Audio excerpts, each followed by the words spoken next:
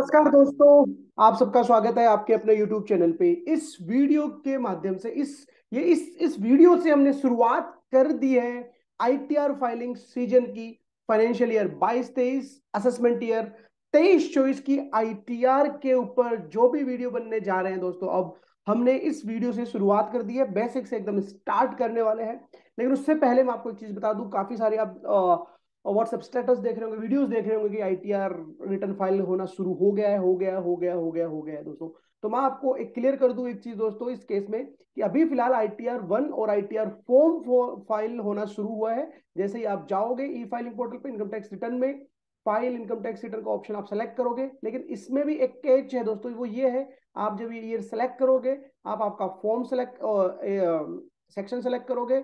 Are you audited? No, I am not audited. फिर उसके बाद आप आईटीआर फॉर्म सेलेक्ट करोगे। लेट्स सपोज आईटीआर 1 या 4 कोई भी मैं सेलेक्ट कर रहा हूँ।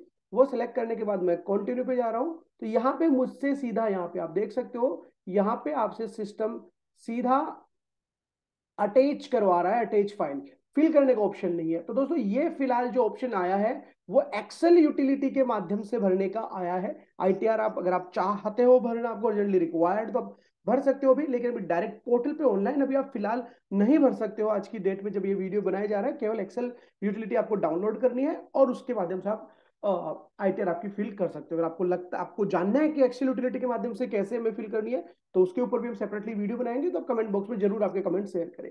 आज इस वीडियो को बताने का मेरा उद्देश्य है दोस्तों, हम हमेशा हमेशा की तरह ये डेफिनेटली आपको बताते हैं कि पर्टिकुलर फाइनेंशियल ईयर में कौन सा फॉर्म, कौन सा आईटीआर फॉर्म आपके लिए एप्लीकेबल है। मोस्टली कंफ्यूजन होता है जनरल पब्लिक को, आईटीआर 1 और आईटीआर 2 में कंफ्यूजन हो जाता है। पहली चीज अगर मैं बता दूं, अगर आप बिजनेस असेसी हैं, अगर आप बिजनेस है आपका, तो दोस्तों आईटीआर 1 और 2 आपके लिए बिल्कुल भी नहीं बनाया, भूल जाओ। अगर आप बिजनेस कर रहे हो, किसी भी प्रकार का बिजनेस कर रहे हो, तो आईटीआर 1 और 2 नहीं है। मोस्टली रिटर्न जाती है आईटीआर 1 और 2 में। तो मैं आपको आईटीआर 1 के बारे में बताऊंगा और आईटीआर 2 के बारे में बताऊंगा कि किस किस को भरनी है दोस्तों। तो आईटीआर 1 के बारे में अगर सबसे पहले अपन जान ले, किन केसेस में भरी जाएगी, केवल और केवल अगर आपकी सैलरी और पेंशन इनकम है, एंड या तो एंड लगा लो या और लगा लो, salary, pension, one house property, other sources से आपकी इनकम है जिसमें इंटरेस्ट, फैमिली पेंशन, डिविडेंड वगैरह आता है, और एग्रीकल्चर इनकम। अगर इन चार, एग्रीकल्चर इनकम अप टू 50, अगर इन चारों सोर्सेस में से किस, इनके अलावा, इन सोर्स के अलावा अगर आपकी कोई इनकम है, तो आप आईटीआर 1 नहीं भर पाओगे। मेरी केवल सैलरी है, क्वेरी, यहाँ पे क्वेरी आएगी आपकी, मेरी तो केवल सैलरी इनकम है। चलिए शुरू से शुरुआत करते हैं। आपका क्वेश्चन कि मेरी पहली सैलरी इनकम है, केवल और केवल सैलरी इनकम और कुछ नहीं है, तो आईटीआर 1 भर पाओगे। आप बोलोगे सर मेरी सैलरी भी है, अदर सोर्सेज से भी है, तो भी आप आईटीआर 1 भर पाओगे। सर मेरी सैलरी भी है, अदर सोर्सेज से भी है, और मैंने कुछ शेयर्स भी बेचे, उससे भी इनकम हुई है, तो आप आईटीआर 1 नहीं भर पाओगे। अगर आपने दोस्तों शेयर्स या म्यूचुअल फंड बेचे हैं, शेयर्स म्यूचुअल फंड आपने बेचे हैं, या और कोई तरीके की एसेट आपने बेच दी है जिससे आपको कैपिटल गेन हुआ है, तो आप आईटीआर 1 नहीं भर पाओगे। आईटीआर 1 का आपको ध्यान रखना है, सैलरी से इनकम हो आपकी, अदर सोर्सेज से इनकम हो, एग्रीकल्चर इनकम है तो मैक्सिमम 5,000 तक हो, और एक से ज्यादा हाउस प्रॉपर्टी से इनकम आपके पास नहीं हो। अगर ये कंडीशन आप फुलफिल कर रहे हो तो ही आईटीआर 1 भरनी है। मोस्टली अब देखा जा रहा है कि मोस्टली सभी के केसेस में, ऑलमोस्ट काफी लोगों के केसेस में शेयर्स या म्यूचुअल फंड की सेल परचेज रहती है। तो अगर आपने किसी साल फाइनेंशियल ईयर 22-23 में अगर आपने शेयर्स या म्यूचुअल फंड या कोई और प्रॉपर्टी खरीदी बेची है दोस्तों, बेची है बेसिकली, आपको कैपिटल गेन हुआ है, तो आपको आईटीआर 1 आपके ऊपर नहीं है। उस केस में हम आईटीआर 2 में जाने वाले हैं। लेकिन अब इसमें भी कुछ कंडीशन है कि मैंने ये सारी कंडीशन फुलफिल कर दी कि salary, house property, other sources, कि भाई मेरे तो इनकम यही है, फिर भी कुछ क्या ऐसे केसेज हो सकते हैं जिसमें मैं आईटीआर 1 नहीं भर सकता? जी हाँ। अगर आप किसी कंपनी के डायरेक्टर है तो आप नहीं भर सकते हो। अगर आप इनमें से कोई भी कंडीशन फुलफिल हो जाएगी तो आपका काम हो गया, आप आईटीआर 1 नहीं भर सकते हो। अगर आप किसी कंपनी में डायरेक्टर हो तो नहीं भर पाओगे। अगर आपके पास किसी कंपनी के अनलिस्टेड शेयर हैं तो आप नहीं भर पाओगे। बाहर, हिंदुस्तान के बाहर अगर आपके पास कोई असेट है तो आप नहीं भर पाओगे। हिंदुस्तान के बाहर अगर किसी अकाउंट में आपकी साइनिंग अथॉरिटी है तो नहीं भर पाओगे।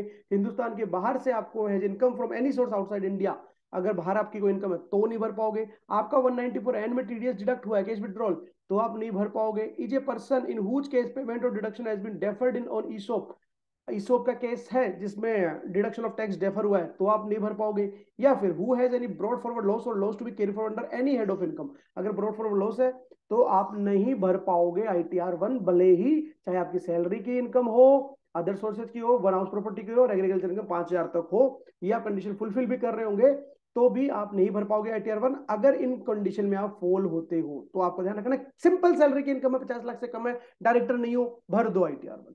सैलरी की इनकम है, कुछ अदर सोर्सेज छोटी मोटी और इनकम आपकी, भर दो आईटीआर। लेकिन मोस्टली लोगों को डाउट आता है कि मैंने कुछ शेयर भी बेचे, कुछ म्यूचुअल फंड भी बेचे, तो मुझे कौन सा आईटीआर फॉर्म भरना है? तो दोस्तों उस केस में आईटीआर 2 फॉर्म चला जाएगा। और अगर आप बिजनेस एसोसिएट हो तो वहां पे आईटीआर 3 और आईटीआर 4 जाएगा। प्रिजम्पटिव टैक्सेशन में ले रहे हो तो आईटीआर 4, प्रिजम्पटिव टैक्सेशन में नहीं ले रहे हो तो आईटीआर 3। उनकी और भी काफी सारी कंडीशन आईटीआर 3 और 4 की, तो आईटीआर 3 और 4 के ऊपर जब डिटेल में वीडियो डिस्कस करेंगे तब मैं आपको बताऊंगा। लेकिन आज मेरा वीडियो था एक आम आदमी के लिए जो एक सैलरीड पर्सन है और उसकी कोई इनकम नहीं है, ना कोई शेयर्स उसने खरीदे बेचे हैं, डायरेक्टर नहीं है वो कंपनी में, तो आप आईटीआर 1 अब भर सकते हो पोर्टल पे, फिलहाल एक्सेल यूटिलिटी के माध्यम से।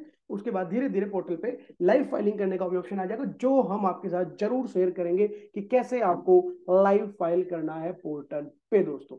और जल्दी ही बने रहिएगा चैनल पे, हम एक्सेल यूटिलिटी के माध्यम से भी लेके आएंगे। कई लोगों को एक्सेल यूटिलिटी के माध्यम से बढ़ने में भी इंटरेस्ट आता है, तो वेट करिए आप कुछ समय का, हम आपके लिए एक्सेल यूटिलिटी के लिए भी लेके आएंगे। और ये भी बताएंगे आपको दोस्तों आईटीआर भरने से पहले आपको किन चीजों को जान लेना जरूरी है। तो पहले वो डॉक्यूमेंट्स कागज आप इकट्ठे कर लीजिए, उसके बाद हम आईटीआर करेंगे दोस्तों। तो आईटीआर 1 और आईटीआर 2 का मैंने आपको कंसेप्ट क्लियर कर दिया है। अगर कुछ भी कैपिटल गेन हुआ आपको शेयर्स म्यूचुअल फंड या कोई सी प्रॉपर्टी, तो आईटीआर 2 में जाना है, भले आप सैलरी इनकम कमा रहे हो नहीं कमा रहे हो। और ऐसी कोई नहीं है, ना बिजनेस है, ना कैपिटल गेन है, ना आपके किसी कंपनी में डायरेक्टर हो, ना आपके पास बाहर आउट ऑफ इंडिया कोई इंटरेस्ट है, ना आपके पास कोई पुराना लॉस आपको कैरी फॉरवर्ड करना है, ना आपके पास किसी कंपनी के इंडिया में अनलिस्टेड शेयर है। ऐसी कोई कंडीशन आप फुलफिल नहीं कर रहे हो, एग्रीकल्चर इनकम आपके 5,000 से ज्यादा नहीं है, एक हाउस प्रॉपर्टी से ज्यादा की आपकी इनकम नहीं है, नॉर्मल सैलरीड पर्सन हो, एक हाउस प्रॉपर्टी तक की इनकम है, छोटा मोटा अदर सोर्सेस का आपकी इनकम है और एग्रीकल्चर इनकम है वो 5,000 तक है, उस केस में आप आईटीआर 1 भर सकते हो फाइनेंशियल ईयर 22-23 के लिए दोस्तों। बने रहेगा चैनल पे, ऐसे ही आते रहेंगे आईटीआर सीरीज में नए नए वीडियोस आपकी जानकारी बढ़ाने के लिए। आपके कमेंट्स क्वेरी आएगी, उससे मेरी जानकारी बढ़ेगी दोस्तों, मैं भी मोटिवेट होता रहता हूं आपके कमेंट से। मिलते हैं नए वीडियो में, थैंक यू सो मच, जय हिंद जय भारत।